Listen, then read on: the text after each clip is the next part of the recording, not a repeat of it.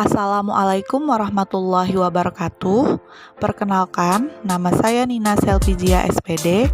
Saya peserta Latsar CPNS golongan 3 tahun 2021 dari BPSDMD Provinsi Kalimantan Selatan. Angkatan 24, kelompok 4, NDH 37. Pada video kali ini, saya akan memaparkan tentang pemahaman dan penerapan sistem merit. Selamat menyaksikan. Apa itu sistem merit? Sistem merit dilatar belakangi oleh beberapa faktor, di antaranya yang pertama, perlu adanya keterkaitan antara pengelolaan SDM dengan tujuan organisasi. Yang kedua, tingkat disiplin, etos kerja, dan budaya kerja pegawai masih rendah. Yang ketiga, praktik spoil system dan inkompetensi dalam sistem rekrutmen dan seleksi pegawai. Yang keempat, struktur kepegawaian baik kuantitas, kualitas, dan distribusi tidak ideal. Sehingga dibutuhkan sebuah sistem pengelolaan SDM yang efisien, efektif, adil, terbuka, transparan, dan bebas dari kepentingan tertentu.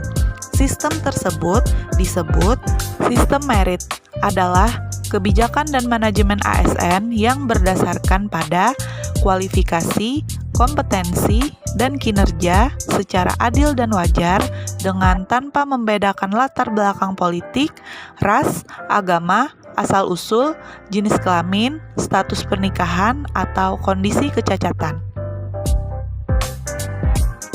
Manfaat sistem merit. Bagi organisasi, sistem merit mendukung keberadaan prinsip akuntabilitas yang saat ini menjadi tuntutan dalam sektor publik. Yang kedua, dapat mengarahkan SDM untuk dapat mempertanggungjawabkan tugas dan fungsinya.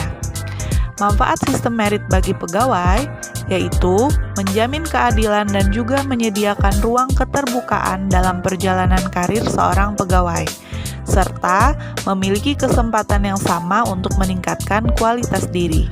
Pelaksanaan sistem merit. Berikut adalah gambaran mengenai pelaksanaan sistem merit dalam beberapa komponen pengelolaan ASN yang terdapat dalam Undang-Undang ASN. 1. Perencanaan.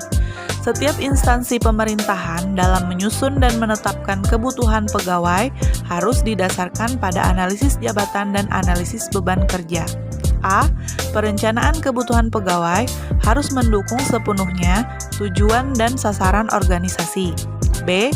Proses pengadaan dilakukan untuk mendapatkan pegawai dengan kualitas yang tepat dan berintegritas untuk memenuhi kebutuhan organisasi. C. Pegawai ditempatkan sesuai dengan perencanaannya. D. Untuk mendapat pegawai yang tepat dibutuhkan sebuah sistem yang transparan dan adil bagi semua orang. 2. Monitoring, penilaian, dan pengembangan. Jaminan sistem merit dalam monitoring dan penilaian antara lain dapat diwujudkan dengan A. Pangkat dan jabatan dalam ASN diberikan berdasarkan kompetensi, kualifikasi, dan persyaratan jabatan. B. Pengembangan karir ASN dilakukan berdasarkan kualifikasi, kompetensi, penilaian kinerja yang mencerminkan kebutuhan instansi masing-masing. C. Mutasi pegawai dilakukan dengan mempertimbangkan kualifikasi, kompetensi, dan kebutuhan instansi. D. Penilaian kinerja dilakukan dengan dasar kinerja sesungguhnya dari seseorang pegawai. E. Promosi pegawai dilakukan berdasarkan pada kinerja pegawai dan bukan pada pertimbangan subjektif. Kelembagaan dan jaminan sistem merit dalam pengelolaan ASN. Sistem merit menjadi prinsip utama dalam Undang-Undang ASN, bahkan undang-undang ini juga menyediakan aturan kelembagaan untuk menjamin keberlangsungan sistem merit dalam pengelolaan ASN. Lembaga-lembaga tersebut adalah 1. Komisi Aparatur Sipil Negara atau KASN. Mempunyai kewenangan untuk melakukan monitoring dan evaluasi pelaksanaan kebijakan dan manajemen ASN untuk menjamin perwujudan atau pelaksanaan sistem merit pada instansi pemerintah. 2. Kementerian Pendayagunaan Aparatur Negara dan Reformasi Birokrasi atau Kemenpan RB. bertugas memberikan pertimbangan kepada Presiden dalam penindakan pejabat yang berwenang dan pejabat pembina kepegawaian atas penyimpangan sistem merit dalam pengelolaan ASN. Penerapan sistem merit. Penerapan sistem merit di Indonesia, khususnya di Kabupaten Hulu Sungai Tengah yang pernah saya temui adalah pada tahun 2019 diadakan seleksi CPNS di Kabupaten Hulu Sungai Tengah. Adapun sistem merit yang dilakukan dengan tahapan yang pertama perencanaan. Setiap instansi mengusulkan jumlah kebutuhan pegawai ke dinas terkait Kabupaten Hulu Sungai Tengah sesuai dengan kebutuhan.